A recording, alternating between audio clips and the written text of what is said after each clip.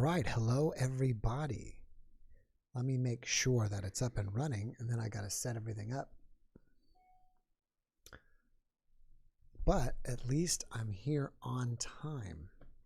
It looks like we're up and running. Yes, I see my red shirt. So today is, what is today's date? Saturday the 22nd. Happy Saturday to you, or happy Sunday to you, depending on where you are on the planet. And all right, so as I always say, I've always got to set a few things up, and you really can't do too much until you're actually live. So I'll be doing that, and I'll say hello to who's here. Dana, hello. Linda, hello. And the Euro Addict, hello. And let me go and set a few things up. Bev Wilson, hello. Let me see. That's not it. Okay. So I'll tell you about the podcast that I'm going to be posting tomorrow. Is an interesting one with Dr. Joe Gallenberger. Why did that turn off automatically? That should not have done that. And I've got another health tip for you in between people. And we have here the Zoom ID and passcode. If you want to join me, you just have to have Zoom, and all you have to do is just, if you have Zoom, you can just say join a room or join somebody. I don't know, join something. I think it's join a room or join a person. It'll ask you for the Zoom ID and password, and it's right there. And now I'm going to give you the Discord link in case you want to join our Discord. And that's kind of like Facebook, but different, but better. I have a private Discord server. And let me put that there. Okay, the private Discord server is there, and 18 people and 100. So we're over 200 people on Discord. Let me type a couple more things here. Excuse me. Let's see.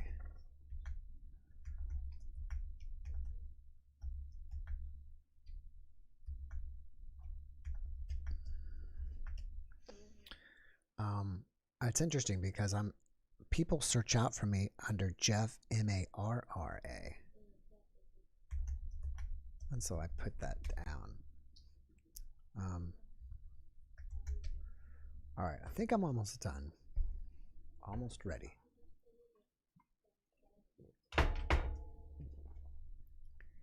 So I wanted to check. Oh, what I want to do is put a link if people want to find this podcast on my Facebook page. And people ask me quite often, how do they want to contact me?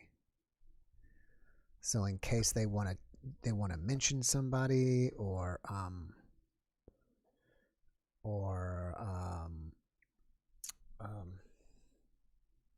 they want to say, hey, can you get such and such guest? All right. Anyways, where am I go back to this?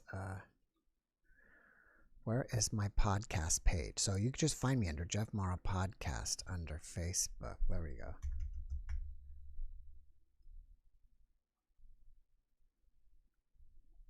Not message. Let's go directly to there.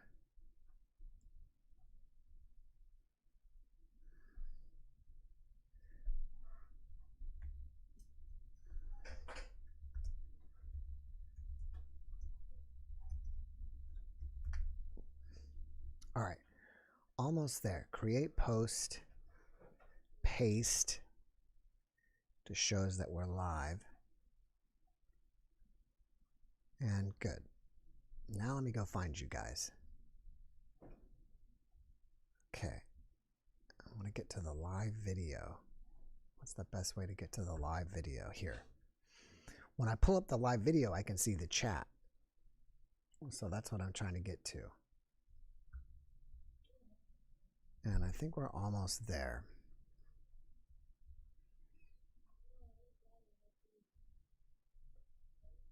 All right, cool.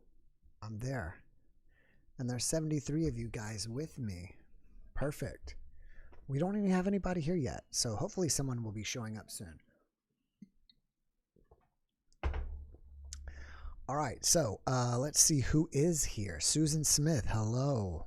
Natalie Blue, hello. Ananda Yogananda, hello.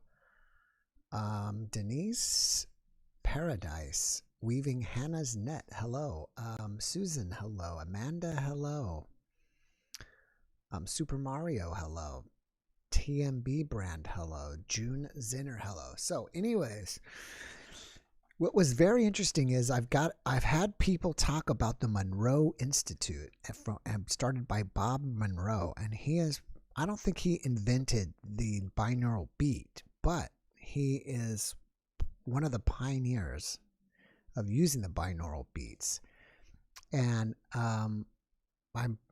Dr. Eben Alexander, I believe, used to be a trainer for the Monroe Institute. I've had Dr. Scott something. Gosh, I can't remember his name. Dr. Scott used to be the head of the Monroe Institute. I also had Peter recently, who is the head of MUFON in Japan, and he goes out of body using the Gateway experience from the Monroe Institute. So I thought it would be great just to go ahead and get someone from the Monroe Institute on the show. And so I recorded that on Friday, and I'm planning on posting it for you guys tomorrow. And it's really interesting.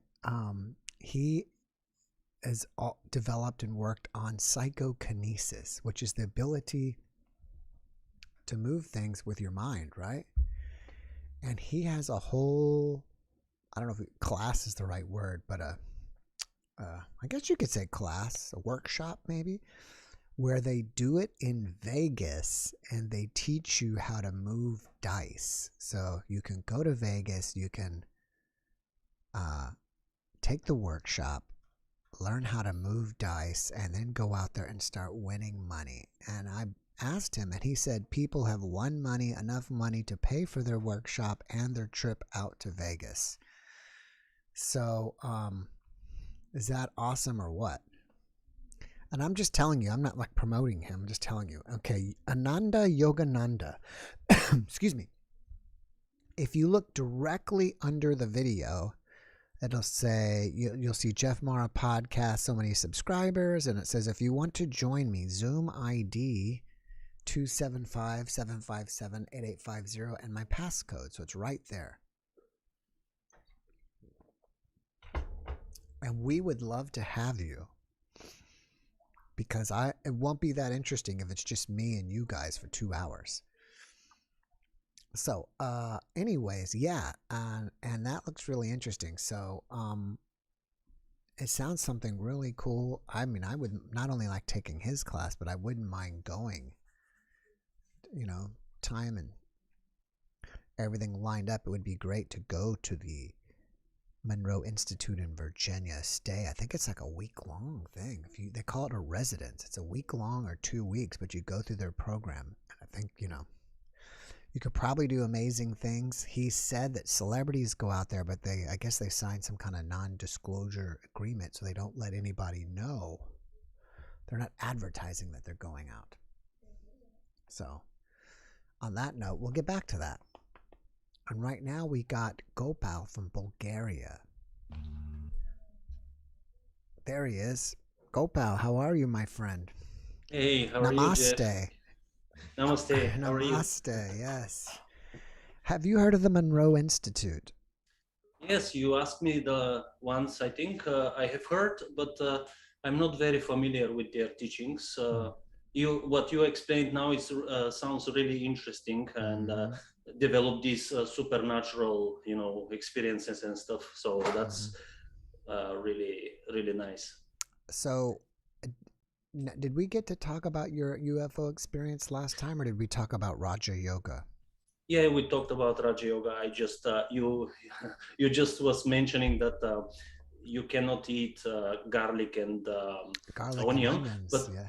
yeah, I just couldn't didn't have time to finish that, to explain that you don't eat them because they are rajasic in nature. Rajasic means it's activating qualities, because in yoga there are the three gunas, which are these material nature qualities in the material nature, which one is activating quality, the other is calming, and the other is uplifting, and there is tamasic, which is lowering, not good. So these are considered these foods. Food also has three qualities: rajasic, tamasic. Rajasic, which is activating, which is restless, like the onions and stuff, and you cannot meditate if you eat them. Tamasic, which is considered, darkening, and sattvic, which are uplifting. Sattvics are all juicy fruits, nuts, and all these healthy foods, like you like chai and all these. These are sattvic. And then rajasic are all, garlic, onions, chips, stuff like that. These salty foods, pungent foods, these are not very good if you want to uplift your mind into meditation.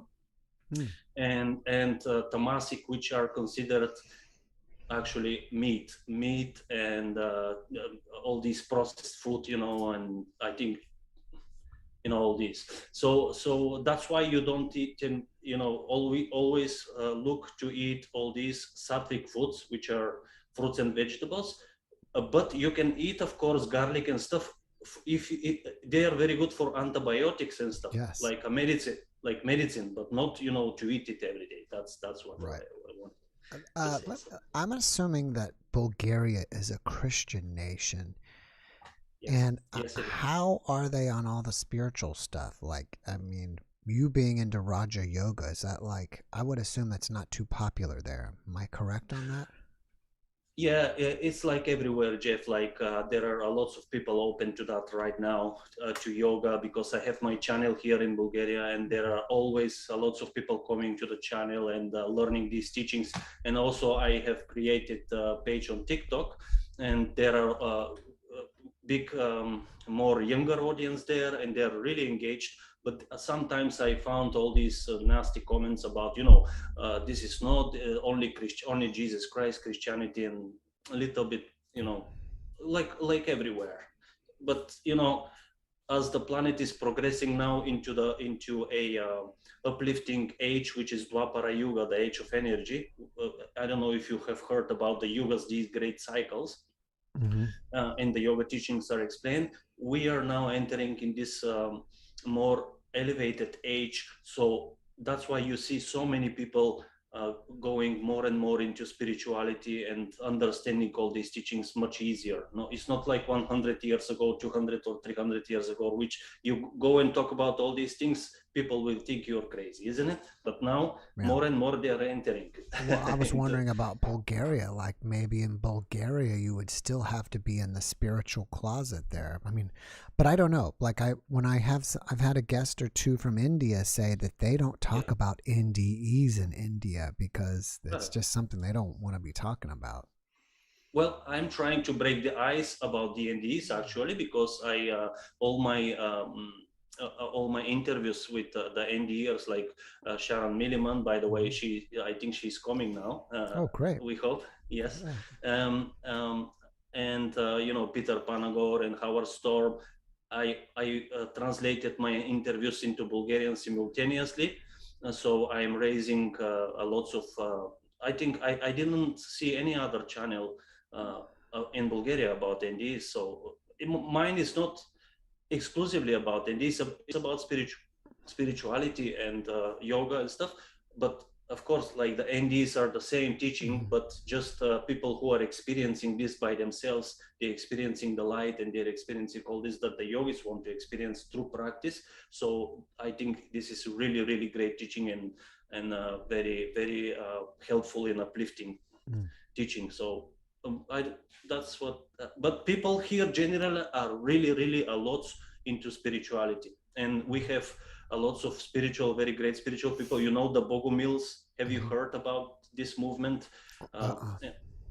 Bogomils. No, I haven't. Yeah, this Bogomil means dear to God. These people, they were like 1,000 years ago. They have expanded the really, they were really spiritual people, and they were persecuted by the Bulgarian Empire, and then they were killed. Lots of them were killed, but and they were like martyrs, and they did a really great upliftment to all the humanity. And you can read about this. It's they are really famous. If you can type on Google about the Bogomils, in Bulgaria. Really great movement, spiritual movement. So here there are lots of people, like I told you before, like Baba Vanga, she was a clairvoyant, famous in the whole over the world. Grandfather Vlaicho, which he predicted many things, and he could tell to anyone who comes to him, you know, like your future, what is your name, if some people in your family have died, he can talk to them, and predicted many things, and the communists imprisoned him because they didn't want him to, he was curing people and he was helping people, but the communism, which is atheistic, they imprisoned him.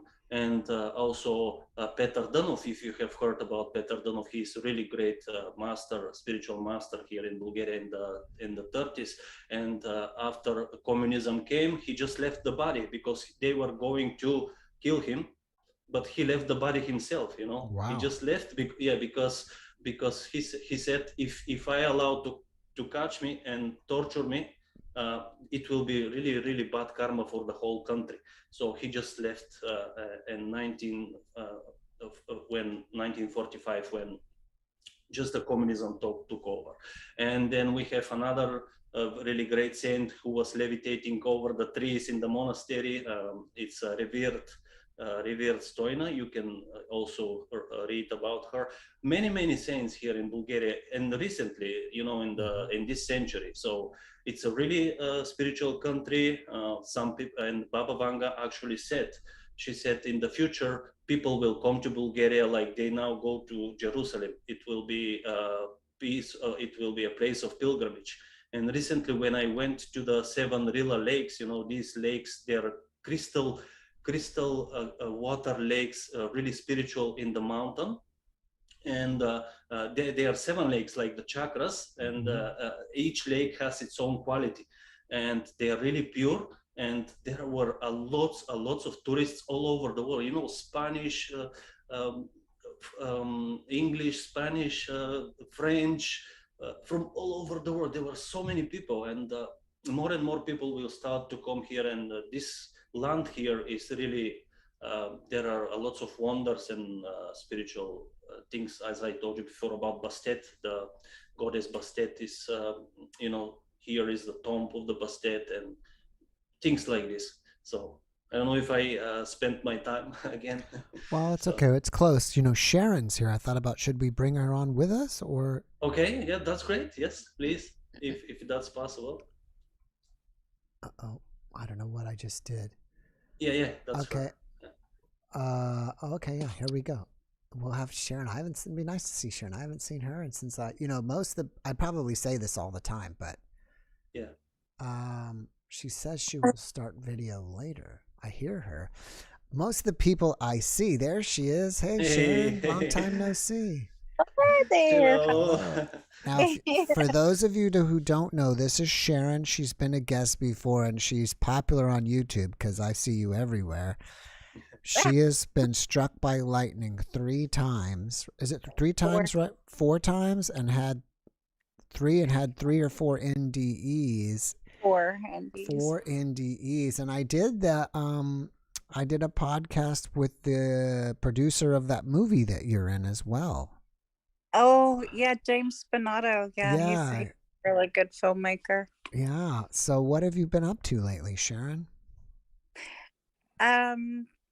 Just doing interviews, and I'm writing another book, The Gray Eagle Story, that goes along with my second near-death experience. That was another huge part of it that I don't really talk about very often. So, did you talk about it with me? I don't think so. Can you share a little bit with us? Yeah. After you don't have to give away your whole book. Just. After my second near-death experience, I guess one of the after effects would be seeing spirits. Mm-hmm. And one of the spirits that, well, actually, I guess he came back from heaven with me. And at first I didn't know he was real. I thought he was just, people talk about spirit guides and angels and that kind of stuff. And I thought, well, that's what he was. But turns out he was actually a real human being. And he died. He was Sitting Bull's brother-in-law. Wow. His name was Gray Eagle. And he died in June 13th, 1935. And my mother was born July 21st, 1935. And I had a friend of mine who could actually see spirits and drew his picture for me. And he stayed with me for many, many years. And he did a lot of teaching, spiritual teaching, native teaching, just life teaching. And just, I mean, he was so much a big part of that whole near-death experience thing, and then coming home afterward. But what was interesting is that when I showed my mom the picture that the artist drew, she said, "I recognize this man." And I was like, "What? How did you recognize him?" And she said, "He was by my bedside the day you were born at the hospital." And that's what started the whole thing. Whoa, It but was she didn't know who he was? You just saw this guy? she knew. Well, he had been, I guess, with her at the hospital the day that I was born. So when she saw the picture, she wouldn't let go of it. I was like, "That's my picture, let go." But I saw him twice when I was a little girl. And then I didn't see him again until after my second near-death experience. And then it was almost on a daily basis that he came around. And what's interesting is that two of my grandchildren saw him. And then I had two friends that saw him. So it wasn't like it was all in my head. Because for a while I thought it was just all in my head. But no, it wasn't. He was real. Wow. And I have a historian friend who, after hearing my story, he called me on the phone and said, "I know who your Gray Eagle is." And I was like, "What?" Yeah, he is a real person. And he's buried at Standing Rock. He was one of the first to dress in modern Western clothes, and he was a spokesperson for Standing Rock. And he was, like I said, he was Sitting Bull's brother-in-law. It reminds me of one of my near-death experience guests, and I can't remember who she was, but she was out of her body while they were doing surgery on her, and it was like an emergency surgery, and the doctor didn't know what to do. And a person came into the surgical room during surgery, which they say doesn't happen. A stranger does not walk into during surgery. Even another doctor told the doctor what to do, like said, "You need to do such and such," and left. And the hospital wanted to know. They all saw them. She saw him from out of her body. The doctor, the nurses saw this person. They all saw her, and what he was doing is should not be done. And they went and looked through all the security cameras and could not find that person anywhere. Yeah, that happened when my mom was dying. I say she was an angel because she was all pink. Mm-hmm. She was dressed in pink and she had this pink glow, and she was there and she was talking to us about hospice. And then the next thing I know, I go out in the hallway to talk to her, to thank her for being there, and she wasn't anywhere around. And I went to the nurse's station, and the nurse's station said they didn't know anybody in that hospital with the name she had. She just disappeared out of nowhere. Wow. Yeah, you just never know. I mean, like, and there's another one, Kevin. I wonder if he'll show up tonight. I chat with him the other day, but he was in the hospital. He had a tonsillectomy, but he had it as an adult, and he was having complications. But there was a nurse that was there every day that was not on staff, and she was dressed in the 50s nurse's outfit. Yeah, I remember this one. That was really interesting. So Sharon, maybe you could share about Babaji when he appeared. Oh yeah, that was mind blowing. So what was that about? If you were, I don't remember that. If you were to, I didn't tell. There's a lot about my story you don't know about. Yeah. This goes on. I mean, this was before my second, and I was 25 years old, and I was having a hysterectomy. I was in the hospital, and it was the weirdest thing because it was at Marietta Hospital, which is a very modern hospital. But when I got there, they told me, be there at 6 o'clock. Your surgery's at 10 o'clock. So the man I was married to at the time took me to the hospital, dropped me off, and went to park the car. And I went upstairs, signed in, and they took me upstairs, and there was this nurse, and she was like dressed in old fashioned, the white dress with the cap on her head and the white shoes. And I mean, she looked like she was back in the 30s or 40s or something. And the gurney was in my room, and there was not an IV bag, but an IV bottle laying on the bed. And she said, get your clothes off, get the gown, get on the gurney, they're waiting for you. And I said, wait a minute, my family's not even here yet, and this is a big surgery, and I want my family here. And she said, well, I'm sorry, they'll have to wait for you, but we've got people waiting, and the doctors are ready for you, and they're going to take you down. So I was really scared because it was almost like I had stepped through a time warp or something, and it was old fashioned everything. And even the two men that pushed the gurney, they were wearing the old fashioned white, whatever. I don't know. They weren't scrubs. I don't know what they were called back then. So they took me on the gurney. They put the IV bottle, this glass bottle, they laid it between my legs on the bed, and they pushed me down we went to an elevator, and we went down like a floor, 1 or 2 floors, but then they pushed me up against the wall in a hallway. There was no pre-surgery unit like they have nowadays, where they do, put the IV in and they do all the stuff that they do to you, and you wait. I mean, it was nothing like that. I was in an empty hallway, and at my feet were these 2 swinging doors. They were silver doors, and they had like a window on each door, a small little window on each door that was covered over.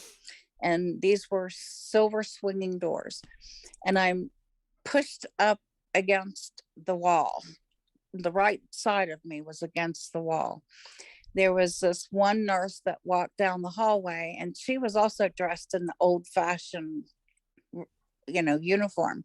And she walked by, and I was crying. I was scared. I didn't want the surgery anyway. But this was just so weird that I didn't know what to make of it. And I was crying, and she says, oh my goodness, somebody doesn't want this surgery. And I said, no, I don't. And then she kept walking, and she went through the silver swinging doors. And then the next thing I know, there was these 2 Asian descent doctors. I don't know if they were, what kind of, where they were from, but they didn't speak English. And they took the IV bottle, and they tried to put the IV in my left arm, which they couldn't get it in. So they were digging and shoving and doing all this kind of stuff, and they couldn't get it in. So they got irritated, and they kind of just threw the IV bottle back at my feet on the bed, and they went back through the swinging doors.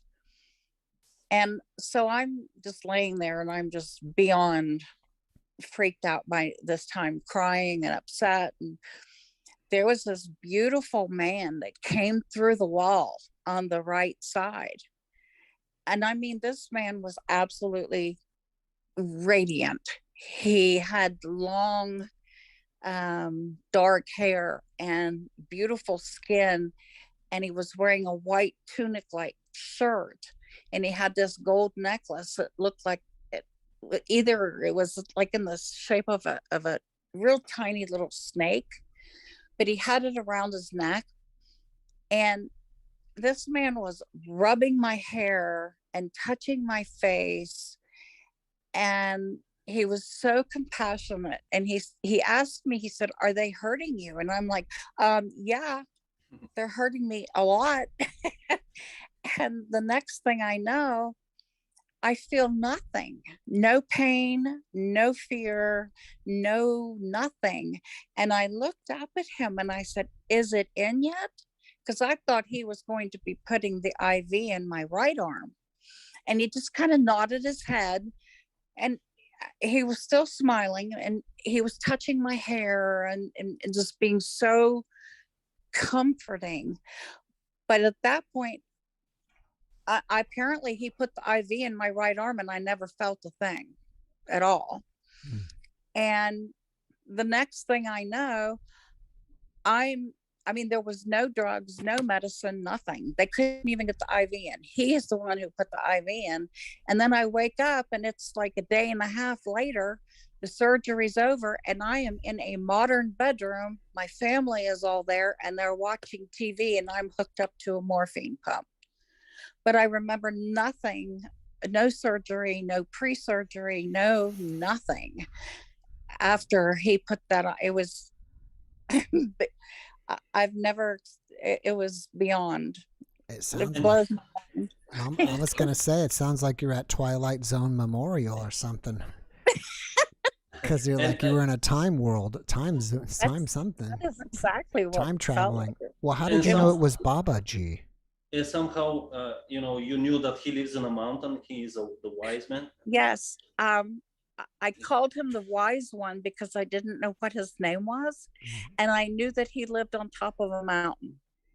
And I'd even said something to him about living on top of a mountain. And I said, "Well, I don't know your name, but I'm going to call you the wise one." And he shook his head like that was okay. And I said, "You live on top of a mountain," but that's all I knew. And when I described the picture and no, I was just showing this after we talked with Sharon about this experience, just like now. And later on, we continued to talk, and I was showing her our line of gurus. Just 1 second, I will show you.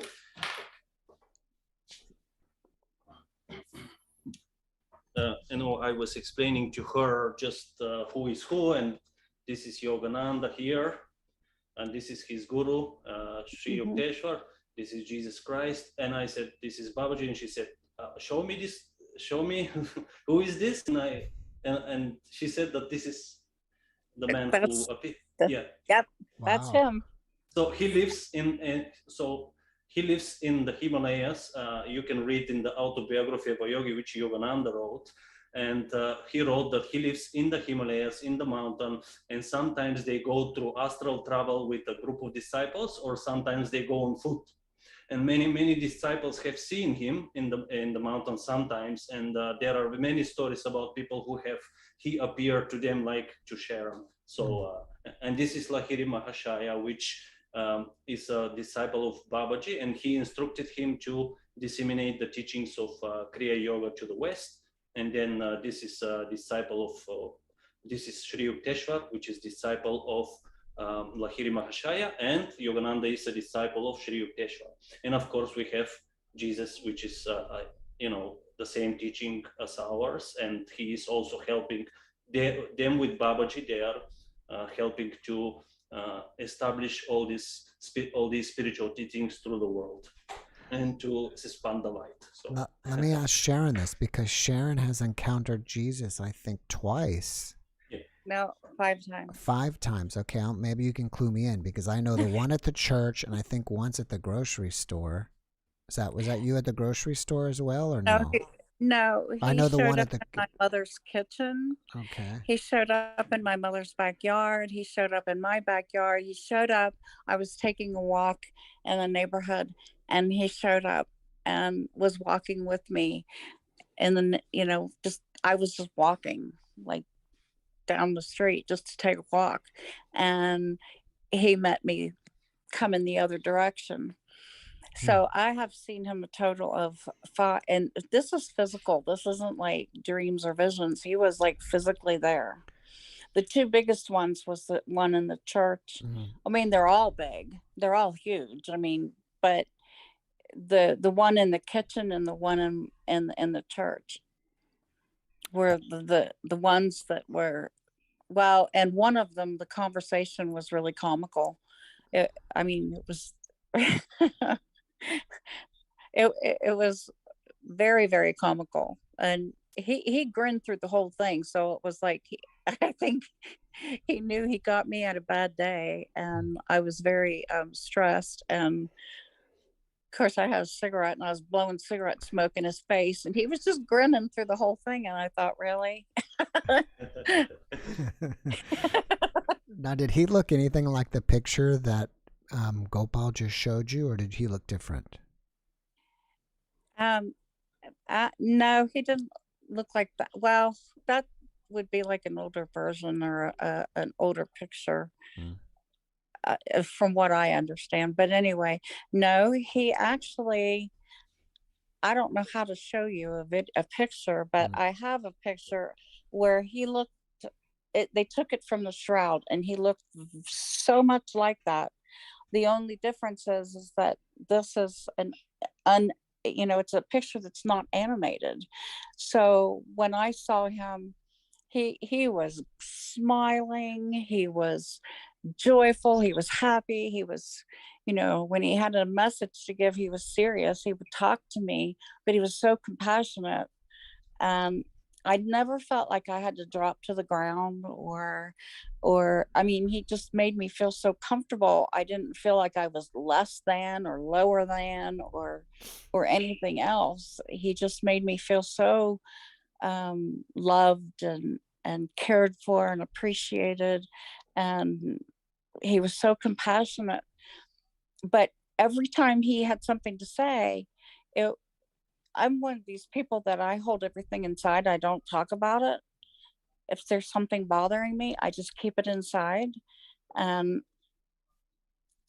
I've always said he's the healer of hearts and he's the reader of hearts, because every time he's come to me, he had a message that would answer whatever it was that it bothering me, that I would not tell anybody, my friends, my family, my husband, nobody. I didn't tell anybody.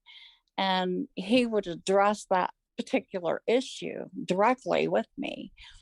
And I have like in the church when I was going to commit suicide, and he told me, "You're not crazy.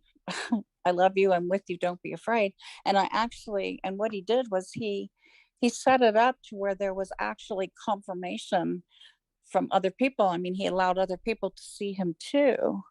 So I have on my phone where one of the ladies, at least from the church, she confirmed, yes, this I was there, I saw him. That was my mother he healed. She's telling the truth. The other time that he came to me was in my mom and dad's kitchen, and I was like really upset because after 4 near-death experiences, and he kept sending me back, I thought, okay, do you not like me? Do I smell bad? You know, why do you keep doing that? And I cried about it a lot, and I never told anybody because I thought, well, maybe that's foolish to think that. But so when I had put my mom down for a nap, and I was in the kitchen mopping the floor, and he's standing there behind me, and I hear this and I turn around, and he's leaning up against the counter with his arms crossed and his feet crossed, but he literally, and he was so beautiful, and he looked exactly the same every time I saw him. And what he said to me was directly related to, you cry because you think I cast you away from me when you were in heaven, and that's so far from the truth. And then he went on with the rest that he had to say. So he, even though I never told anybody, he knew exactly what to say to, am I making sense of Well, let me ask you this. Did you ever talk to him about when is he going to come back? Like he's supposed to come back to the world. Did he ever say anything about that? he doesn't even know. He won't know until God says, okay, go. He doesn't know the time or the hour.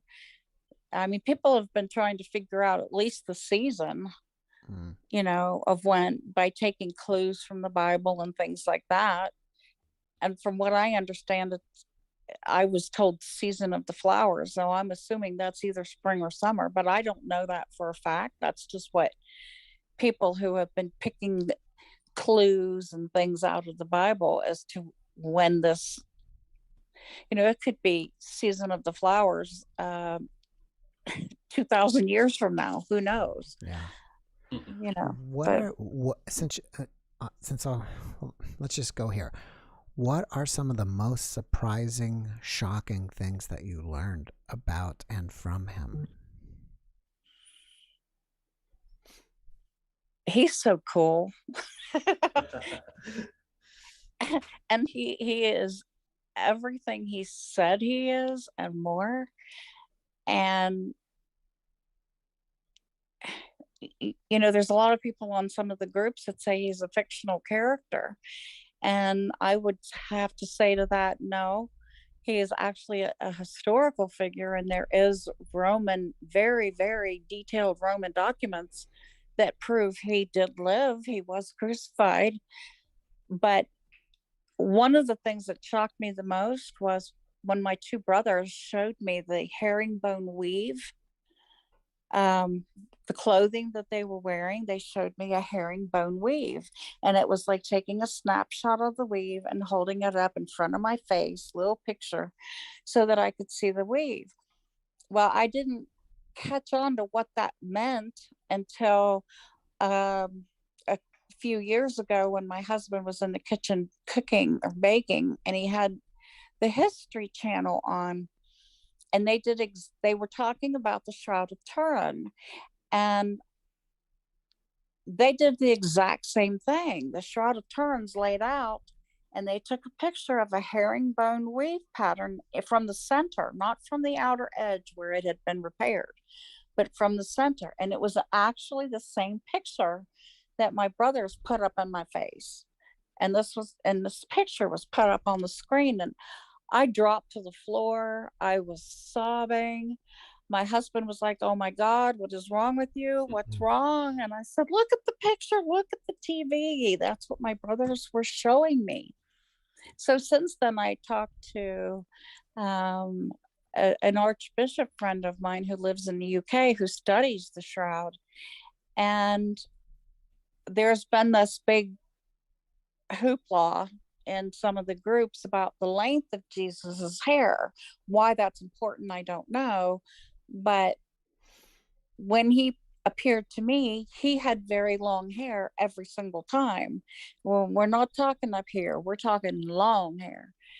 And so I talked to this priest friend who has extensively studied the shroud, and he said that would have, and his height, his build, and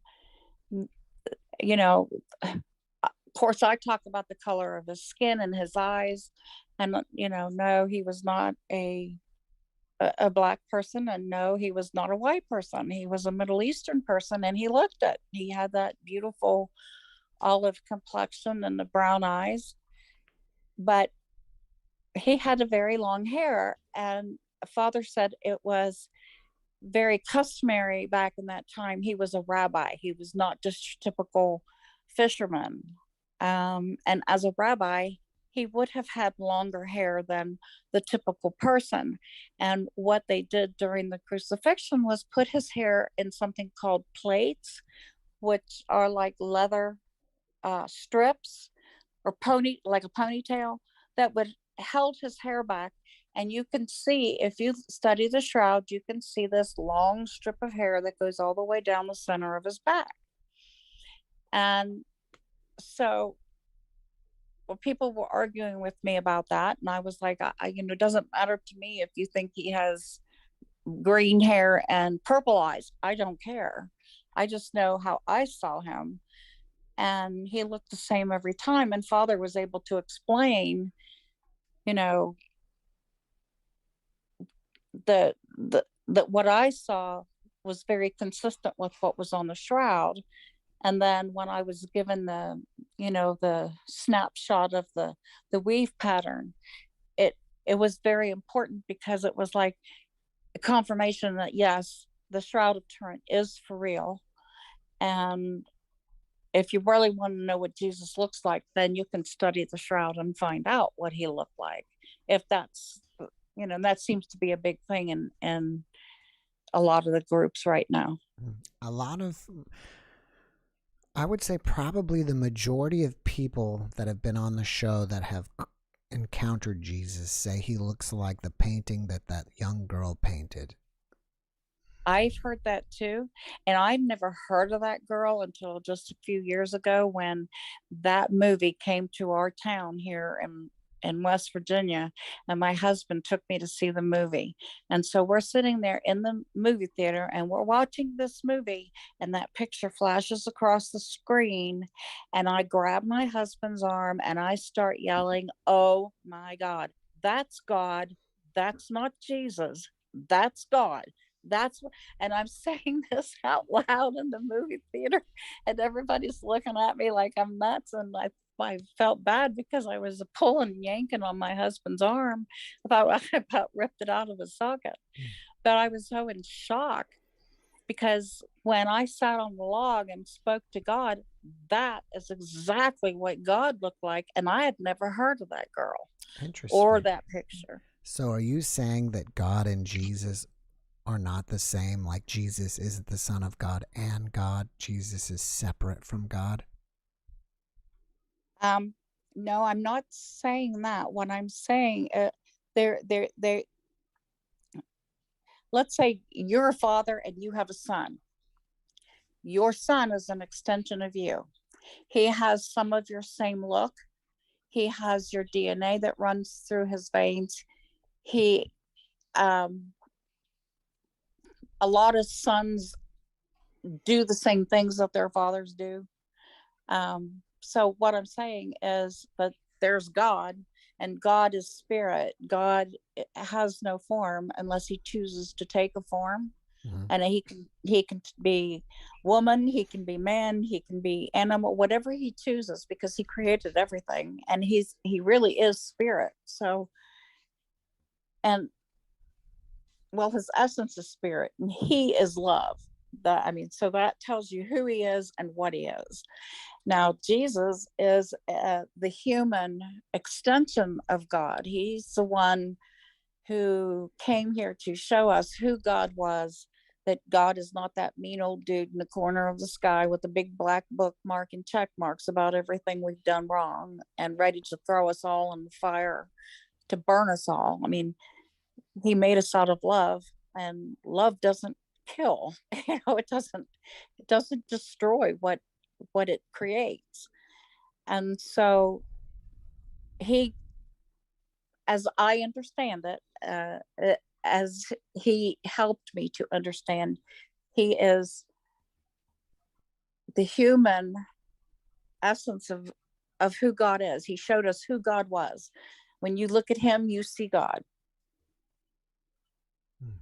But God doesn't have a form. So, I mean, I guess what the human face of God, I guess.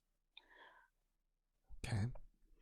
Not that he looked like God, because he really didn't. He had his own look, he had his own identity, but yet he was still an extension of God. If I'm trying to explain it, I hope I'm doing okay. Yeah, you're doing fine. Were you going to say something, Gopal? Yeah, well, many things can be said about this, and in the yoga teachings, about God. Like the saints, they say that God has limitless forms, limitless saints, limitless worlds, limitless universes, and actually there is a mantra in the Vedas which says Tvam Stri, Tvam Puman, Tvam Kumar, Utavas Kumari, Tvam Jirno, Dandena Vanchasi, which means at times he walks like a little boy, at times he walks like an old man with a stick, at times he is a woman, and God has innumerable forms. So this is absolutely true, as Sharon said, that God can take any form. And as Yogananda said, we are like the waves of the ocean. You know, the ocean, the ocean can exist without the waves, but we the waves cannot exist without the ocean. We are part of that ocean of bliss, which is God, and we can go like the waves. They have crests. You know, they can go upper and upper. You try to separate yourself from God, like earning money and being a name in the world, but this will not help you to become happy because you are going further from the ocean. So that's why we have to calm ourselves in meditation and listen to God and go lower into the depths of the ocean where the true bliss, where the true happiness lies. And as the nearer to God, to the ocean we are, the more bliss we feel, and the more, you know, that's what all spirituality is all about. And that's what I wanted to say. It's the ocean, like Yogananda said. Actually, Yogananda, he says with his beautiful Bengali accent, and he says, 1,000,000,000 suns do not describe the light of my Father. It is not a glaring light, but a light that is gentle and indirect, which is spread all over the world. And in the glimmer of that light, you will behold the whole universe as if in a mirror. So, and this is what all the NDEs, they say the same thing. And Yogananda has said this in the 1920s when he came to America to spread the teachings of yoga, you know, like when the NDEs, when they go to God, what they say, like, so light so bright that billions of suns cannot describe, you know, and this is the same thing. But it's not a glaring light, it's light that you want to merge because you are part of that light. You are the wave of the ocean, and you want to become one of the ocean, because always a particle wants to get always wants to become whole with one with the thing that is created of. Like, for example, you take a little bit of the earth, and as soon as you release it, it goes to the earth. Fire goes towards the sun. The rivers go to the oceans. That's why we, as the soul, we want to go to happiness, which is God. God is happiness. So that's why we want happiness, infinite bliss, because we are part of that bliss. That's why we want. And we don't want just any happiness. We want infinite happiness, infinite bliss that never goes away, always continues, and it increases, always increases, not just a little bit of happiness and then unhappiness like here in the world. Here in the world you cannot find this unlimited happiness that you're looking for. You can find it in God, which is limitless bliss. So yeah. I was going to say the other day, I think it was Sadhguru who I was watching, and he's not the first person where I've heard this before, but he said that after the resurrection, Jesus still lived and eventually went to India, and I think it's the Kashmir region, and he was talking about a village that's there, and Jesus lived out the rest of his life there with some of his disciples, and he's even buried there today. What do you guys think about that? Well, I know from our teachings, Yogananda has said that he went to India, and he went to teach there as well. And they know him by the name of Isa there in India. And there are many stories about Isa, this great prophet who came from the west, or I think west is towards, and yeah, well, and he also was teaching these Brahmins, 2000 years ago, when it was Kali Yuga, which is the darker age. Now we are a little bit ascending age, but in the darker age, this is according to the yoga teachings, okay? So maybe somebody does not agree with that, but that's what I learned from the yoga teachings.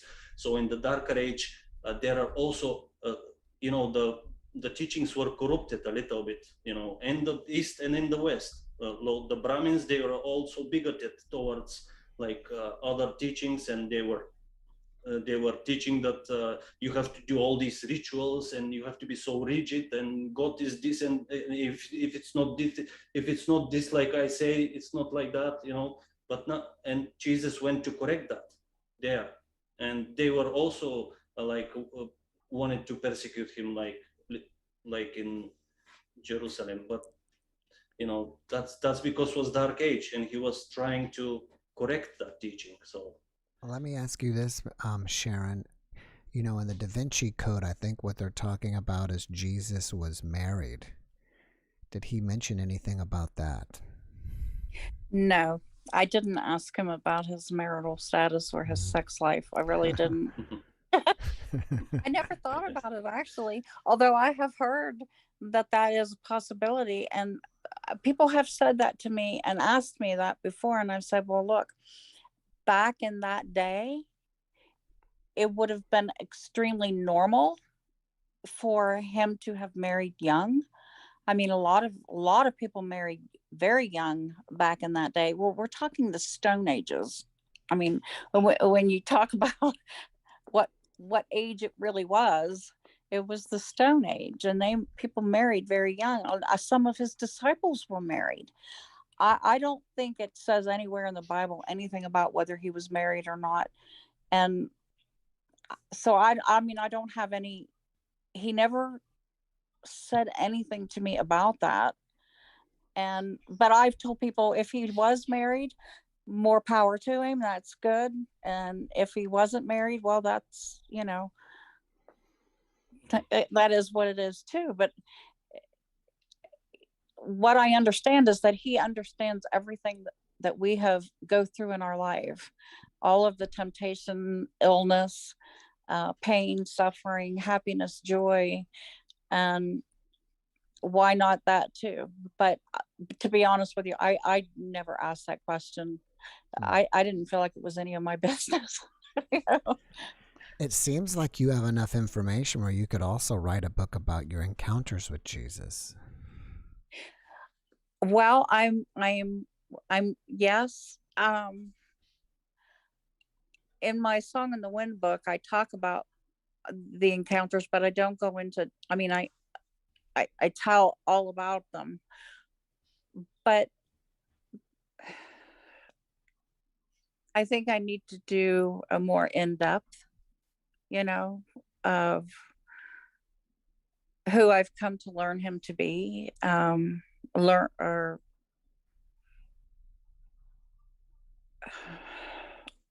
just know when I came back, I was like, he is everything he said he was and more.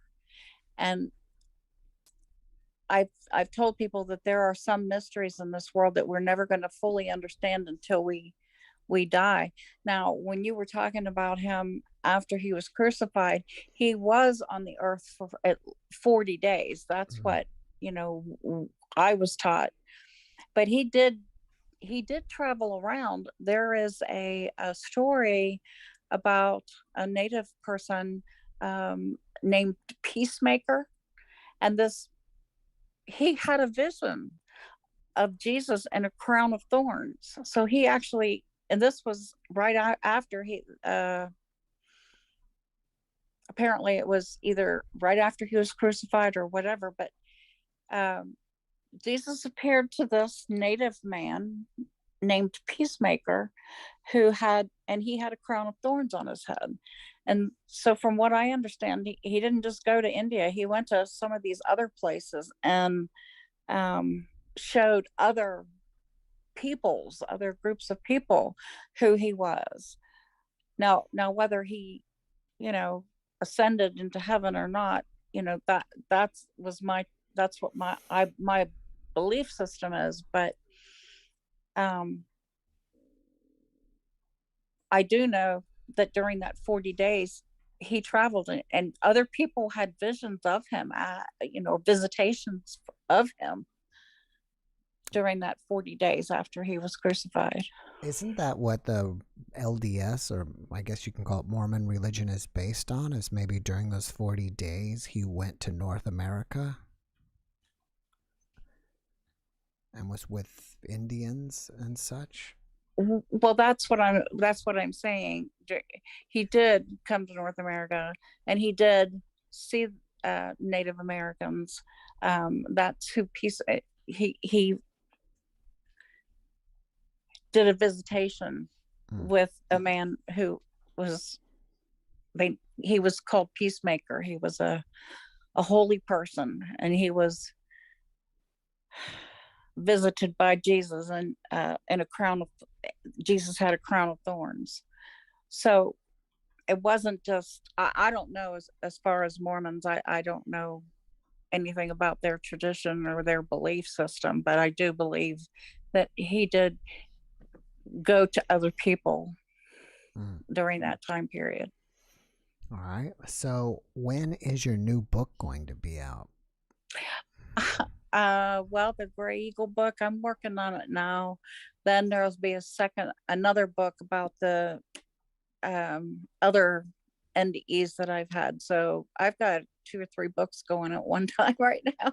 Wow. Do you have one? Do you have a book that's out already, or a couple books? I do. I have A Song in the Wind, and then I have a children's book called A Rose from Heaven. And then I have the Gray Eagle book that I'm doing right now. Is called Timeless Love, and it's the cover. There's a famous Native American painter, James Ayers is his name, and I'm using one of his paintings as the cover of my book, with his permission, of course. But then when I'm done with it, then I'll be writing part 2 of A Song in the Wind. And we can find those on Amazon? Yes, they'll be on Amazon. So you guys can just do a search on Amazon for Sharon Milliman, right? Milliman is how you pronounce your last name? Milliman. Milliman, yeah. And if you want to check out the podcast we did together, gosh, that was probably around a year ago or so. And it probably has something with about getting struck by lightning in the title. I don't remember which. Yeah, it was fun. I enjoyed it. Yeah, I really enjoyed your story about encountering Jesus when we had it in the church. Oh, yeah, that was amazing. So you guys, if you want to hear about that story, go watch the podcast. Do you write about that in any of your books? Yes, I do. Oh, and I talk about it a lot online. People ask me about it a lot. Do you guys know anything about I've had a guest on before, and she said that Jesus went by another name before he was known as Jesus. I think it was like Ananda Kumara or something like that. Sanat Kumara. Yeah. Do you know anything about that? What do you feel about that? Well, Sanat Kumara means in Hindi, it means eternal boy, the eternal. Kumar means boy, and Sanatana is eternal. So eternal. Yeah, well, I just, this is what I have heard about Sanat Kumara. I think you had a guest in one of your shows. She was, when she had an ND, and some really great entity came with a really great aura, really big, like a light around him. And he came to her, and she said, and she didn't remember him, and the other spirits, they said, oh wow, she really does not remember, you are very lucky. You know who that was? That was Sanat Kumara. So maybe it's Jesus. I cannot say for sure, but that's what I take of this story. And as we said, Jesus can be in many places at the same time, and Yeah. And he can assume more forms. People maybe want to see him in, are more accustomed to other form, and other people in to other circumstances. So he always uh, makes it, more comfortable for people. God is always like that. He is so merciful, like Yogananda says. He's so great, so merciful, that he can appear to you in whatever form you want him to be. If you want him as light, he will appear to you as light. And he doesn't have any form. Actually, he is light, he is joy, he is eternal bliss. But sometimes, like, we cannot, absorb all this. We cannot relate to this light sometimes, and that's why he appears to us like in form of Jesus or Buddha or Krishna or whoever we want to, we hold dear to our heart. And in yoga, this is called Ishtadeva, your preferred form of a deity of God, Ishtadeva. So he can appear like in many forms. So maybe that's one of the forms, Ishtadeva, for some people. So he appears like that. All right. Well, I held you on a long time. I felt okay about it because no one else came and was asking to join. But I probably should let you guys go and see if anybody else wants to join. But it's great to see you again, Sharon. And when you get your book out, come and let's do another podcast about your new book. Oh, I'd love that. Thank you. That would be great. And you've been on Gopal's podcast. What is yours on? What is your YouTube channel? Gopal. Ananda, Bulgaria. Ananda, Bulgaria. Yeah, and I think I will, because there is this is the Bulgarian channel, which is for the Bulgarian devotees. But I think I will maybe get the things which Sharon said in English and put them in my English channel, which is Ananda Yogananda.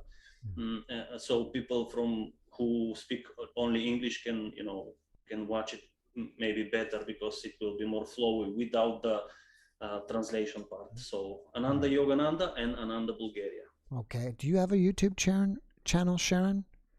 Well, I wish I knew how to do that. I have everything that I've done is on two different things. Sharon Milliman NDE, and then Sharon Milliman Near Death Experience, because I don't know how to actually make. I wish somebody would teach me. Sharon, you just write me on Facebook. I'll help you. Let me ask you. Okay. You haven't said anything. I got a question from the chat, and if anybody else has a question, type it in quickly. But someone from the chat, Joey, wants to know if you know what the Nepalese name for Jesus is. Nepalese? No, yeah. I don't know. Don't know. All right. We'll wait a minute and see if anybody else has a question, because now that we got you here. Meanwhile, maybe Jeff, I think I cannot call this NDE, but when I was a little, I remember this all my life like it was yesterday, and I say this because when I was 5 or 6 years old, we every summer we went to the beach, and this time I went to the water by myself. Like, the water was near to here. I was little, and I went inside, and suddenly I must have hit something hollow like this, and I went under the water very suddenly, and everything became black. I didn't start to to drown. I didn't start to struggle. It was just black and very peaceful. And I remember this like yesterday, and suddenly I felt like somebody swooped me up, a person who was walking by, like middle-aged person. He swooped me, he put me, beside, and that was the whole experience. And all my life I was wondering why I went under the water, and I didn't feel I could remain there for eternity. It was like just black. So when I heard people describe the void, like the blackness and very calm, this is something like that. But I didn't have I didn't see anything else. I just remember this. So do you think that this is maybe like an NDE or something. I think it's Not possible. NDE, but Yeah. like similar. Sounds like to, maybe your consciousness separated from your yeah. body for a little bit.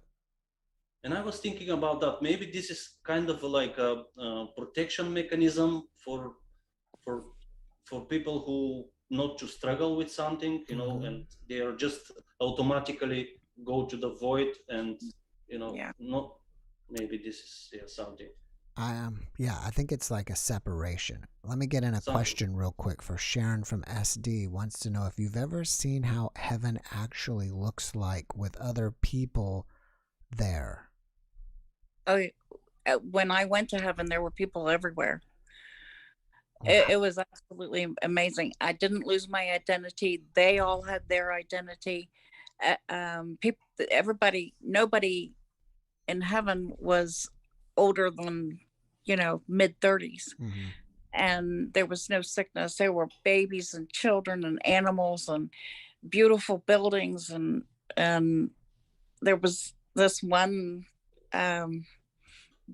room that they were having a party in, and there was food.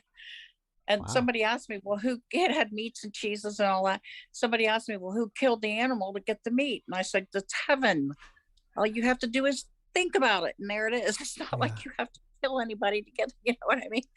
But it was amazing. And I saw somebody, a butler type guy, and he was holding a silver tray and he was passing champagne. And I thought, food, champagne, and that's cool. It was absolutely amazing. It was, the beauty was unbelievable, and everybody I saw was rosy skinned and healthy and young and beautiful. And I think we're there, and we are, we have what's called a light body, because my body was, I looked the same, I felt the same, I thought the same, but my body was a better version of the body that I have here. And it wasn't heavy and weighted down like it is here on earth. And people were so happy and busy. It's not like you sit on cloud for eternity playing a golden harp that you have no clue how to play. Yeah. It's not like that at all. People are active, and they're mentoring and teaching and growing and loving, and being with family and friends, and exploring, and all of that kind of stuff. And people were very, very busy, but yet it was such a beautiful place to be in. Well, thanks for sharing that. All right, guys, I'm going to run. I got someone else in the waiting room now, but thanks again for coming and sharing with us. I appreciate y'all, and I wish y'all the best. Thank you so much, Jeff. Thank you. You too. Namaste. All right, y'all take care. Bye-bye. Bye-bye. Bye-bye.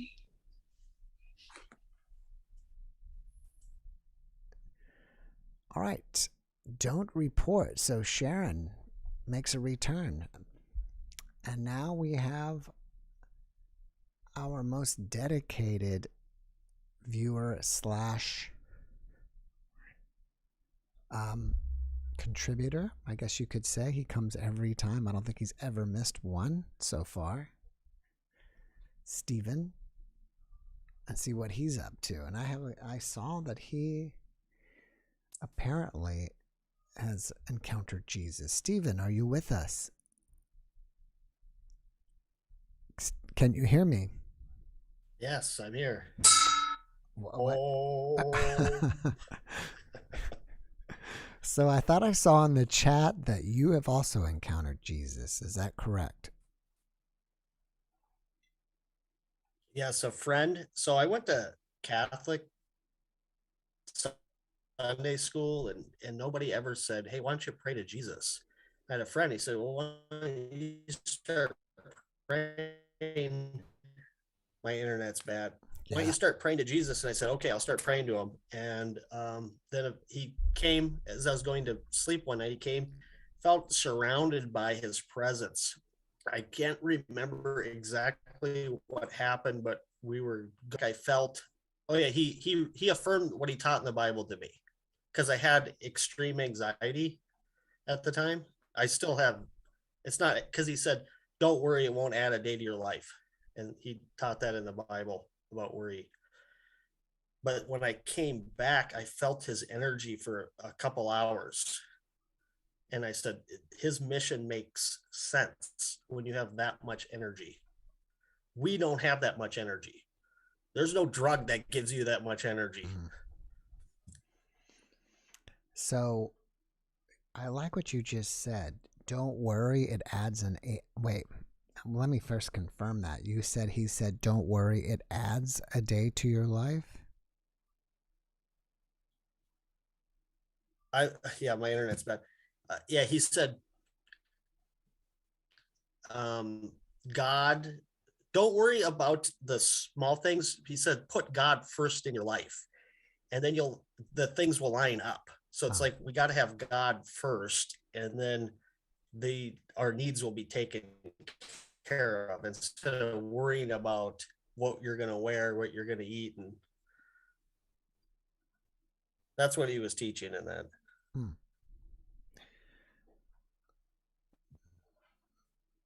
Are you still there?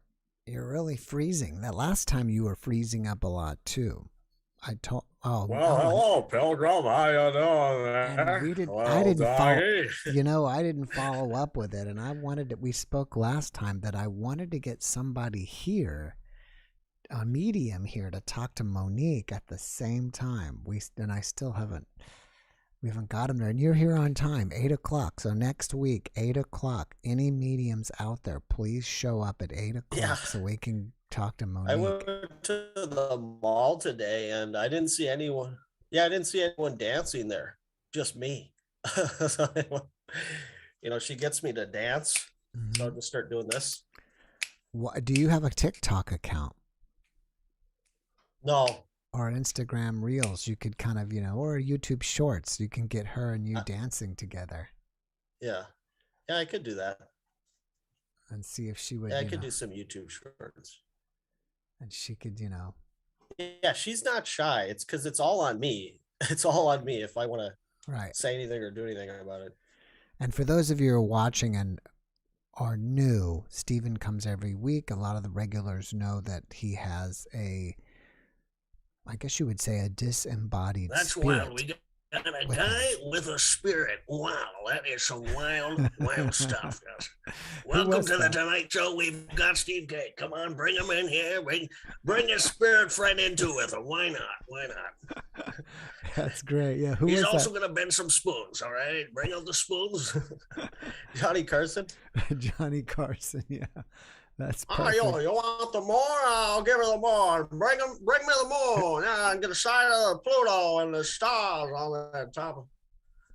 Yeah. I got an invisible friend named Harvey. He's a giant rabbit. Harvey. I saw that movie and it was like they don't tell you. Is it like they think it's mental, but then it's like stuff's moving too. So I was like, I don't know. You think you can do there's another one that could be funniest, that voice that always narrates like the movies coming to you at a theater, a theater to you at a theater near you. Stephen K. with his spirit friend Monique.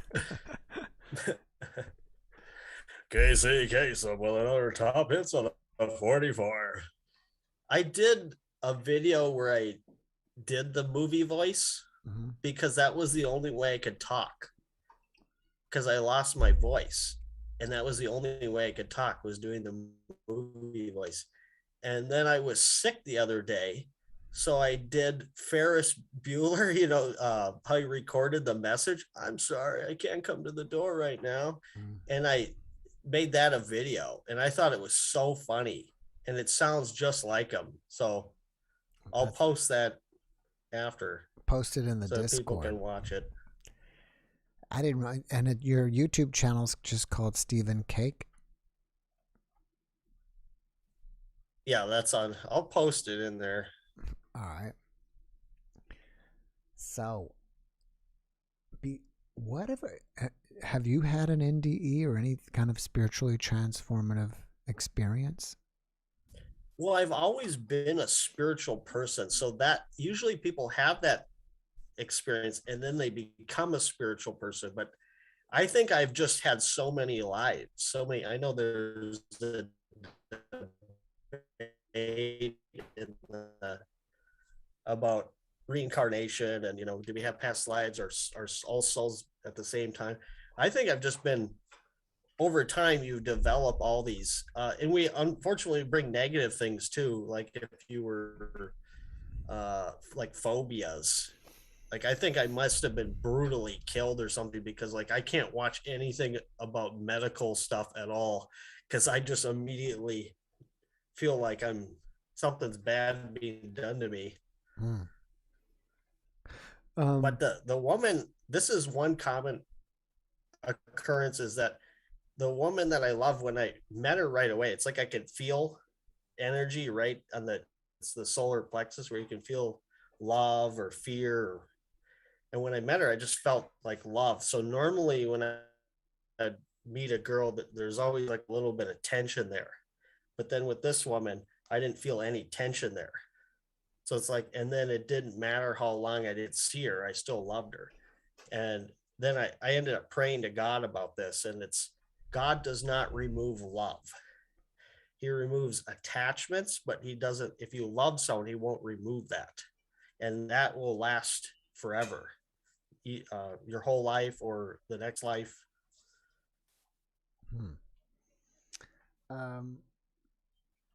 When you were saying that, it reminded me of the podcast I posted just a couple days ago, where his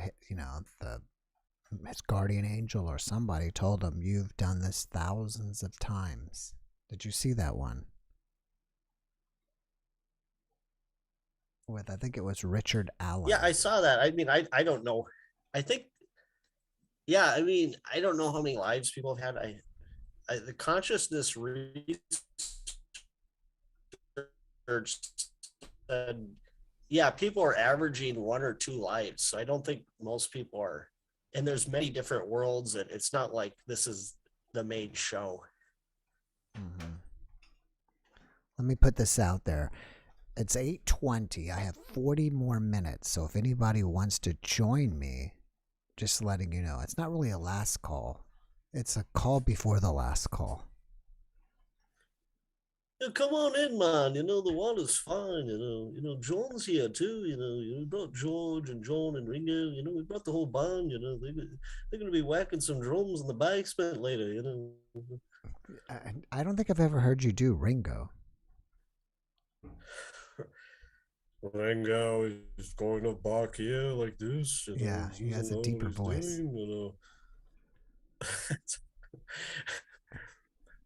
I don't work on that too. I was like thinking about what impression should I do, and I said, "Oh, maybe John Wayne." Like I just came up with it. How you doing there, little lady? How you doing, Pilgrim? Keep those doggies rolling. Who is your favorite? I always like to do Donald Trump. New York pizza. We got New York. I went out for some pizza the other day. I got some New York pizza. I like it. And I could impersonate the the 2 people you had on. I'm from Bulgaria. We go Yogananga taught me many things. Oh, Yogananga, I love him. He's from the South, though, ain't he? I love Jesus. Yogananga is from Russia. He's got many problems, but onions are not this problem. So, I hope the internet can get that. I don't know. So who is your favorite person to impersonate? Do you have a favorite? I really like doing Donald Trump because he's over the top, and like part of doing impressions, the way I do it is I like to do it over the top and make it like, yes, I got a little, when I was a little tiny boy, I got a little tiny loan of $10. The tiniest loan you've ever took, the tiniest, littlest loan, made it into $11 million by writing the tiniest book about how to get rich. It's called to get rich by getting a tiny loan of $10 million. See, most people don't get a loan of $10 million. So but he like exaggerates it like it's tiny, but like for most people, that's huge. Yeah. That's, yeah, Rip the Meatloaf and Right. Bob Saget died. Yeah, man. And it's like when celebrities die, like nobody ever says, well, where did they go? Did they go to heaven? Or like nobody's talking about that. Yeah, that's a good point. Yeah. So this is the way I see it, is I know if someone's going to heaven. They're not going there. I know if I see someone going the other way, I don't know where they're going. I just know they're not going to the baseball field. So it's like if I hear people talking a certain way and they have a certain energy and they're talking about how they're thankful to be saved and they're, you know, their life's better now and, you know, praise Jesus, then I know they're going to heaven. Right. Have you noticed, how can you tell if someone's not going to heaven? What do they say? It's more like I don't know where they're going. It's more like I don't know where they're going than I know like that someone's going. I wonder if there's, well, I see someone kind of made a joke of it, I guess. But, you know, Meatloaf had that Bat Out of Hell. Someone said, I wonder if he's singing Bat Out of Hell at the moment. Who knows what's going on? Because some people say Michael Jackson went to heaven. Some people say he went to hell. It's like, I don't know. He had a lot of problems in his life. And there's a problem with celebrity culture is like they get worshipped and they get surrounded by yes men. And I just watched that Michael Jackson movie Is My Lifetime, and it's kind of sad because like you really feel for these bodyguards and they just want to protect them. And, you know, it's written by them. So. Right. Well, you know, I think I had a conversation with one of my guests that at one time that maybe humans are hardwired to worship, whether it's worship Jesus or worship a movie star or a sports star or whatever. We have that kind of hardwired into our DNA. We're hardwired. That's right. We have all these instincts that are just in us. And there's a website that I look at. It's called Consciousness Calibrations. And they go through all the energy levels of where our instincts are. Mm-hmm. So like breathing is like a very low instinct. Worship is a higher instinct. Mm-hmm. And then like thirst and you're getting shelter and sleeping. Yeah. But there is a lot of negative. So then this was an interesting thing. So negative things give us music, and then positive things nourish our spirit. So there's basically two worlds, the ego world and the spirit world. Yeah. So it's like, why do people do drugs? It's because it boosts their ego, or listen to, you know, negative music that you wouldn't listen to. I wouldn't listen to it. All right, Stephen, it's that time. I got to do what I got to do. I've got another guest. So I'm going to have to move on, and you're locked up again anyways. So let's admit Pamela. And I was going to say, if you're there, I've got to run to the next person, Stephen.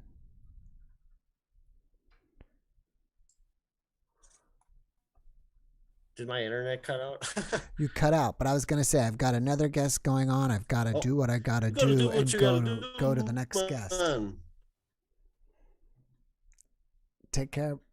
All right. Take care, brother. Thanks for showing up. Thanks for having me on. Mm-hmm. And you're doing a great job. Thanks, bud. Great job. So thank you. Cheers. Thank you. All right, Pamela, let's see. Asked to unmute and asked to start video. We'll see if we can get Pamela on with us. And so my health tip, I had mentioned that I was going to give you guys a health tip today, is Manuka honey. And it's honey from Australia. And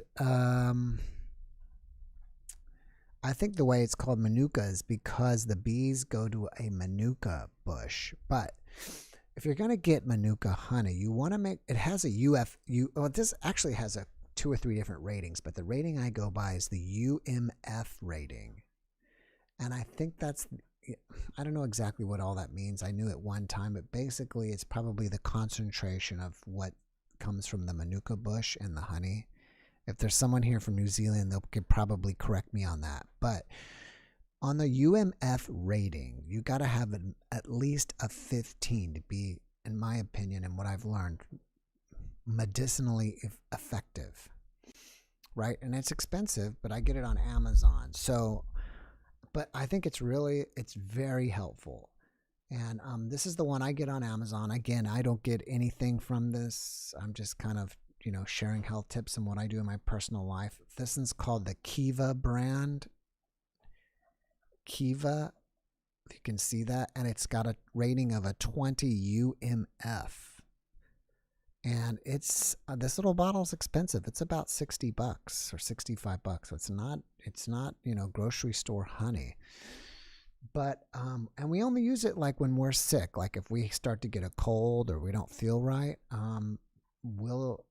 we'll make lemon tea, just basically squeezed hot lemon in water, and sometimes I'll add a little bit of fresh squeezed, or we'll slice it, turmeric and a little bit of ginger and a little bit of black pepper, because you got to have black pepper to help you absorb the turmeric. And then I'll have like a teaspoon of this while I'm sipping my tea, and it's very helpful. And the other day I ate something and it really irritated my stomach. I was just having like stomach pain, and I didn't really want to take Pepto-Bismol. It was something, kind of like a stomach pain that you'd want to take Pepto-Bismol. And I just decided I'm going to try this. And I took a teaspoon of this, and probably within 30 minutes, all my pain was totally gone. I was even surprised it worked that effective. So that's my kind of, health tip of the day. Manuka honey, you want to get at least 15 UMF. And we've been taking it for a long time, and I didn't know the UMF rating. And we had bought this a long time ago. And see, this was something that we bought at Costco. And it was a great deal for this giant bottle. But the deal is, I guess you can't really see it here, but this is only a 5 UMF. So it's really not that helpful. And it's I'm not buying it again. I'll put it that way. You got to have, a minimum of 15. So for what that's worth, someone said they liked the help tips, so I thought I'd pass that along. All right, so I'm not sure what happened to Pamela. She said that she's going to do something about starting her video. Anyways, as I mentioned before, I don't know if there's probably a different audience than there was an hour and a half ago, because I mentioned this in the beginning. But I recorded Friday. Well, I guess it was Friday. Today's Saturday. Yeah, I recorded yesterday a podcast with Dr. Joe Gallenberger from the Bob Monroe Institute. And for those of you who don't know, Bob Monroe, he's passed on now, and did a lot of research with out-of-body stuff, meditation. He's like one of the pioneers of binaural beats.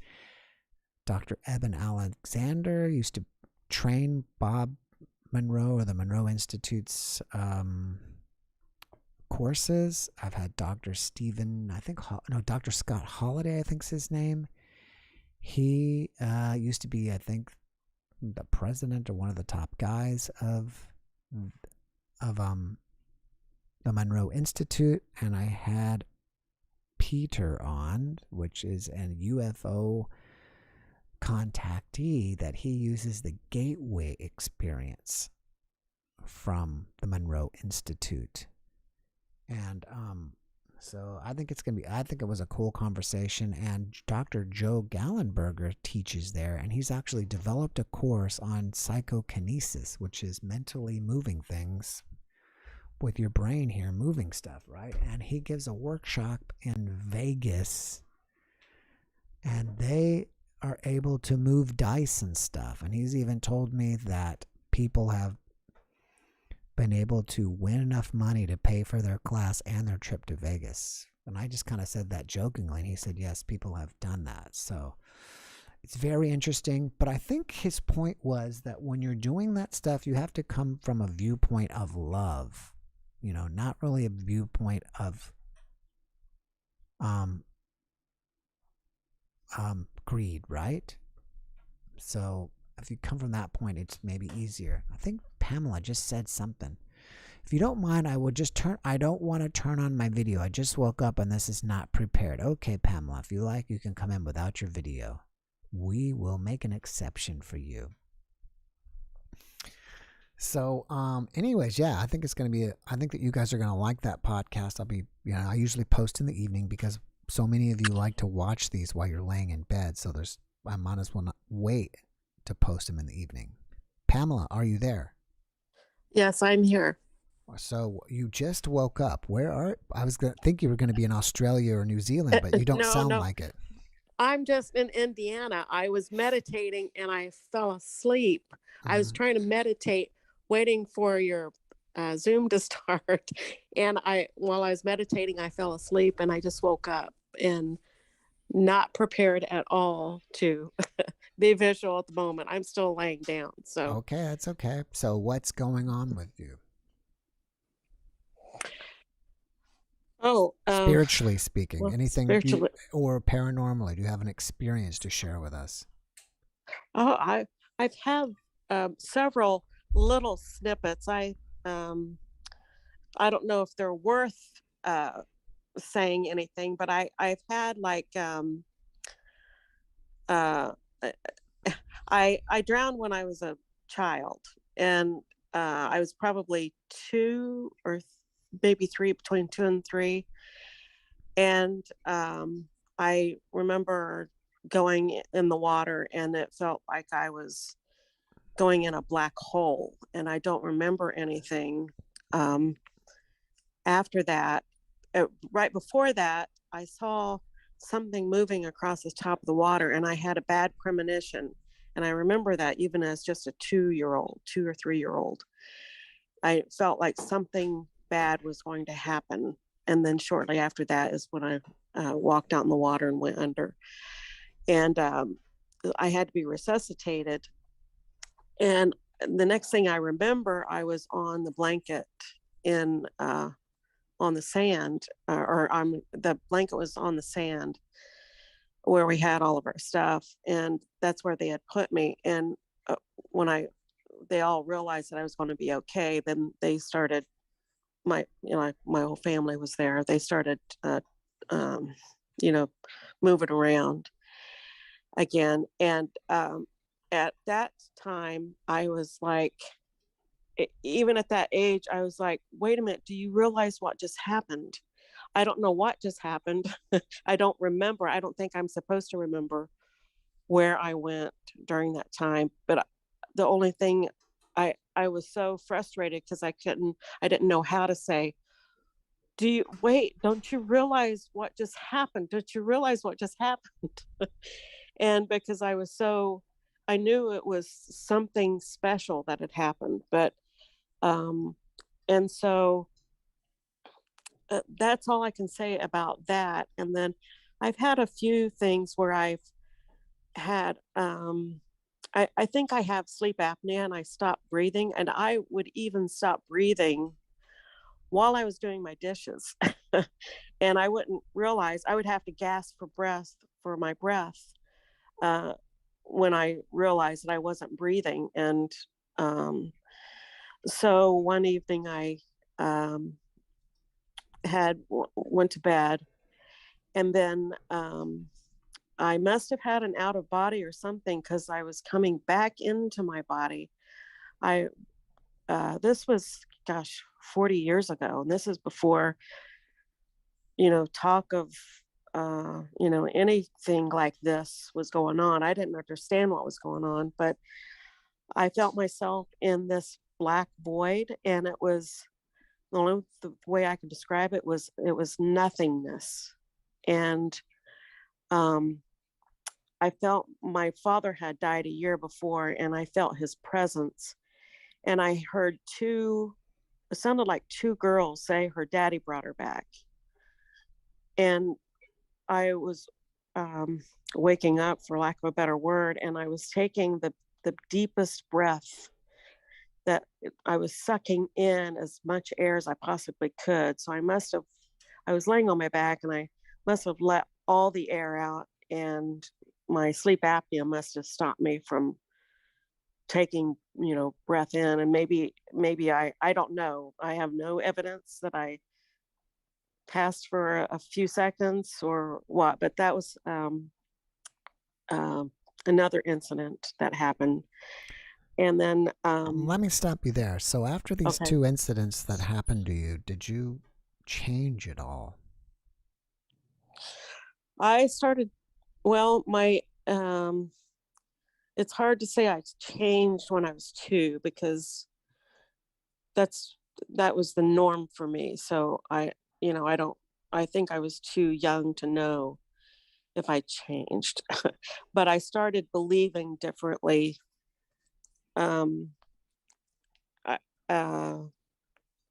More not hardcore Bible thumper, because I used to be. And so it made me started thinking about afterlife in other terms, in other ways. And because I guess I wasn't sure what I believed. But at one time I was a hardcore Bible thumper. I did not drink for like 10 years. I thought it was sinful, and I never missed church and all that stuff. And so I think I started believing in more spirituality than in the doctrine of religion. And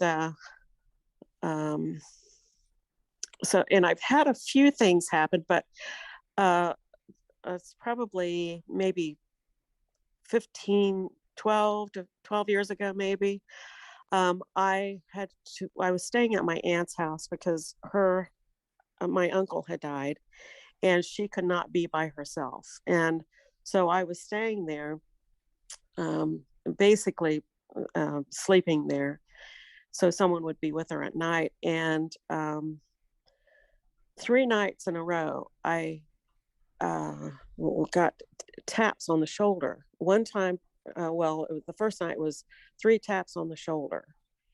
And I was just going to sleep, and I thought, I must have been imagining that, or I must have been dreaming that. And then the next night, I was on my side, and I got 3 taps on my hip. And then that was the same thing. I thought, this has got to be my imagination. And then the third night, I was laying on my side, and I was wide awake. I had just laid down, and I was wide awake, had not gone to sleep yet. And I got 3 taps on my shoulder again. And I was thinking, oh, that's got to be my Aunt Margie. She needs something. She's gotten up, and she needs something. And I rolled over, and no one was there. So I started getting a little weirded out. And then that night, I went ahead and went to sleep. And then that night, my brother and another sister have had weird occurrences in that house, my aunt's house. We're all attached to that house because we were attached to our aunt and uncle. They were our favorite aunt and uncle, and we visited that house a lot as children. They've had some weird experiences that they didn't believe in at first. But anyway, that night I must have did another sleep apnea, out of body or something. I'm not sure. But the only thing I remember was when I came back into my body, and I had, a lack of a better word, angels with me. and they were shoving me back into my body. I was fighting and kicking. I did not want to come back. And I can't say there was one, yet many in it. And I actually did a painting of it. Maybe I'll post it on your page at some point. And I when I came back into my body, I couldn't control it at first, and I just felt like I was in a piece of dead meat, and I couldn't move my lips. They just felt like there was no blood in my body. I just couldn't move it, and it took a while. Some people call that paralysis, sleep paralysis. But I woke up with a just this overall feeling of love, like I just needed to go tell people about this message. I didn't remember where I was, but I knew that I had to get a message out. And I don't remember the conversation, but how it went, but I know that in my head, I thought, that's not my personality. I can't go out and tell people about love. That's just not, how do I do this? And I'm an artist. And so I did a painting. And so in my head, I'm thinking, okay, that's how I'm going to do it. I need to do a painting.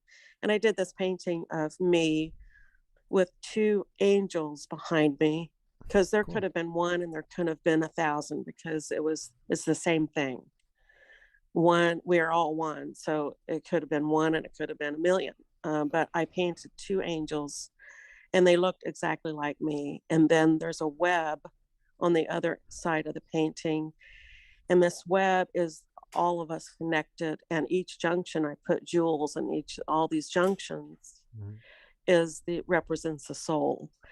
And I don't know, I still don't think that was what I'm supposed to do. Right now, I'm in the middle of writing a book, and it's taken me 5 years, and I'm getting really close to finishing the book, because I think maybe that's the way I get it out, because it's just not my personality to go out and say, I love you guys, and you guys need to, right? Because I can be an a-hole, and I don't know it until afterwards. I'm still learning to be to stop using my ego. It's really difficult. Right. Well, let me ask you this: are you a member of our Discord? No, when I said discount, are you on Discord? A member of Discord? Yeah. I don't even know what that is. I watch you. I see you on Facebook. All right. Okay, you could post it on Facebook. Discord is a thing that I have, and it's kind of like Facebook. It's free. You just get a Discord account, and then once you get it, if you look into the chat, into the description tonight, there is a link. So you go sign up for your free account, and then the link has you join my own personal room, and there it's just JeffMara people there. So everybody chats. You can video chat, you can voice chat, you can post like pictures of your paintings, you can post jokes, memes, other videos, whatever. And it's got like a community of a couple hundred, little over 200 people there. So for not only you, but everybody, I encourage that if you want to hang out with other people that, like the content that we produce, then that's a nice place to go. And you can post that. You can post that painting there. That'd be great, as well as like on my Facebook too. Yeah. Yes, I will definitely do that. Cool. All right. I'm gonna run. But thanks for coming and sharing, and maybe I will catch you next week with your camera on. All right. Thank you. All right. Thanks, Pamela. Take care. Thank you. Bye. All right. So that was Pamela. So what do you think about that? How did you like it without a camera? Did you guys prefer people to be on camera or not be on camera? I think we've kind of tested it before, and I think you guys prefer people to be on camera. Some of you guys are shy, and that's maybe not why you don't come, is because you don't want to be seen. But it's more fun with someone on camera. So what do you guys think? And there's a guy here in the waiting room named Hugh Jace. It's probably not pronounced that way, but I'm not letting him in because it's probably who knows who as a jokester, and then it may mess up my podcast. He may come on and start cursing or going crazy. So if you see that, that's what's going on that. Anyways, as I was telling you, Dr. Joe Gallenberger, that's going to be tomorrow. Let me see, who do I got lined up in the schedule for coming up that I have anybody that you guys may know that is coming on this week. I don't think so. There may be one person, Garnet Schulhauser, if somebody may know him. There's other people, because quite a few people find me on Facebook and say, please get so-and-so guest on. And so I think there's a handful of people, or at least a few people, that are coming up soon that people asked me to get. And I saw that earlier, and I wanted to say thank you for the super thank donation. That was from Flowering Ananda. Thank you so much for that. And see, Flowering asked me to get Tom Campbell on, so I need to look into getting Tom Campbell. Other people have suggested him as well, and I've never approached him, so I guess I should approach him and see if he'll come on the show. On that note, I got 9 minutes left, so this is the last call for anybody who wants to join me before it's over. Yay. See, she knows Joe Gallenberger. Or if you have any questions for me, we can answer some questions before we finish up and go from there. And if you were wondering, I drink this from time to time. This is Topo Chico. It's like a Mexican version of Perrier from Mexico. I live about 2 hours from Mexico, so quite a few of the things that we can buy in the grocery store come from Mexico, where I'm at.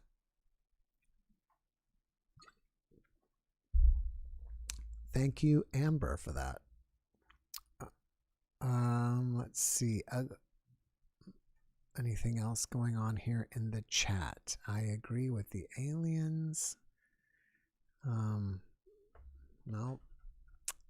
Preston Dennett, you would like me to get Preston on? I've had Preston on quite a while ago. I should get him back on. We kind of chatted a little bit. And he puts out a lot of books, and I'm sure since the last time we've had him on the podcast, he's at least put out one book, if not multiple books. So it's good that you said that, because I was thinking about him too. Let's see what he's up to. You don't know him. Preston, like I said, has written probably at least 20 books on UFOs, and he's had UFO encounters himself. Let's see. Who else is there that I've been wanting to get? I don't know if there's anybody specifically that I've been trying to get. Thank you, Clark. And let me see. I was chatting with a couple people earlier about coming on tonight, and somehow it didn't work out, and I couldn't get back to them before I was here. Marina Seren. I don't know if you guys remember Marina, but we had her on. We had Marina on quite a whiles back. She's a UFO contactee, and I was talking to her about popping in. She may pop in next week. Thank you, Johnny. I love the show. Thanks a lot. Thank you, Joey. What about Crazer Matt? I don't know if I know him. Or is it Matt Crazer? You should interview Lorna Byrne from Ireland. I don't know if I thought we had her scheduled. It's funny that you mentioned her. Either that or I had been chatting with her, because I know that name. Let's see. On Monday I have, is it her? Lorna Bain. Let's see if she's on the schedule here. I have in 2 weeks-ish Morgan Daimler, who is a very, I guess you could say she's famous in the world of spirits and like pixies and stuff like that, if you know Morgan Daimler. I look forward to this every Saturday night. Thank you, Linda. Preston would be good. Check out Tom Campbell's YouTube. Okay, there's another Tom Campbell. Oh, that's from Flowering again. Yes, Lorna of the show. Thank you, Vina.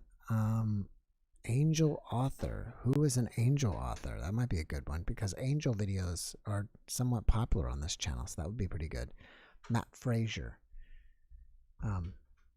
All right, Irish Angel Mystic, Lorna Byrne. You know, I don't know what it is. I know that I felt like maybe let me look later. Let me look into the later end of February, see if I have her scheduled. Because I know, I'm pretty sure I've chatted with Lorna. I don't see her here on in my calendar. Lorna is an angel expert. Let me just look at one thing real quick as who I can check to see if we have Lorna scheduled here. Let me see if I see her name. Lorna. No, not there. Okay, I got one more thing to see if I've been emailing her back and forth or something.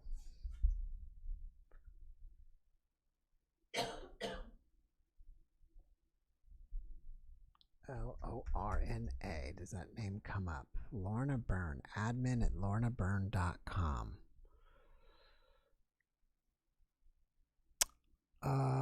Okay, so I've approached her and I've not heard from her yet. So there we are on that. I'm waiting for her. If you know her personally, maybe you can let her know that I reached out to her. Would be a good choice, okay? You put a question for me in the chat, Skywatcher. I have to go back and see if I can find it. Skywatcher.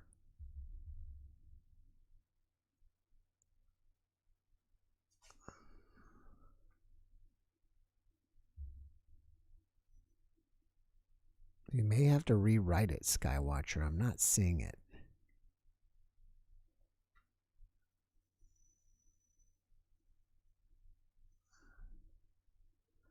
I don't know if Raymond Moody. I don't think Raymond does interviews anymore. From what I think I've tried with him, and he said he's not doing interviews anymore. So,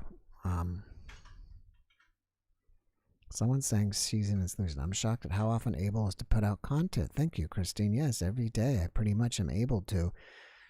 Most of the time, if I miss a day, it's because sometimes people have to cancel on the interviews. It's like something's wrong, you know. They're a person just like us, and maybe something happens in their life for some reason, or who knows, but they have to cancel. And sometimes I can't get anybody that quick to replace them, so I don't have a guest to do. But the good thing is, now that I'm doing the animated NDEs, whenever I don't have a guest, I can put one of those together for you guys. And I think I have enough people that are now subscribed to the channel that are recent, that they haven't even seen NDEs that are a year old or so. So that's helpful as well. Did I interview Howard Storm? No, and that also may be that he's not doing interviews anymore. Some of the famous people, the famous NDEers, is kind of what I call them, that would be like Howard Stern, Raymond Moody. Some of those people, they are not doing it interviews anymore, I think. Someone was asking for the Discord. Sarah, the Discord is in the description under the video. So if you go right under the video, the first thing you'll see is the Zoom ID and password, and then the next thing it says Discord, and there's a blue link. Danyon Brinkley, I've reached out and I've not heard back. I would really like to get Danyon. He's another famous guy. I mean, he's been famous for a long time. I think he used to go with Art Bell years ago. So, no, but that would be a great one. Yes, I've been going back and watching your old ones. Thank you. And anybody else? Tony Wooding was a amazing testimony. Okay. Well, guys, it's 9 o'clock. So thank you so much for hanging with me today. I will see you back next Saturday. Until then, I wish you health and happiness, and take care of yourselves, and take it easy, and have a great rest of your weekend.